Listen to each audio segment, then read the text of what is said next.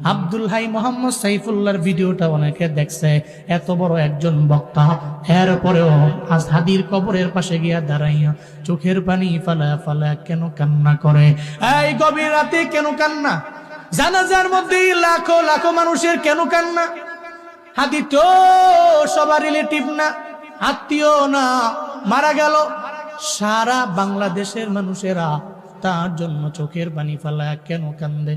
কেন কান্দে জানোনি? এমন জীবন গঠন করে গেল, ও মরার পরে হাসে রে। দুনিয়ার মানুষেরা ওর জন্য কান্দে। হাদিরা মরে না, মইরা গিয়াও তো অমর হয়ে থাকে। আমি বলি সব জায়গায় গেলে যতদিন পর্যন্ত এই বাংলাদেশের 1 ইঞ্চি মাটি অবশিষ্ট থাকবে, ততদিন পর্যন্ত এই জাতির মানুষেরা, এই দেশের মানুষেরা, এই ভূমির মানুষেরা ওসমান হাদিরে জীবনেও কোনোদিন ভুলে যাবে না।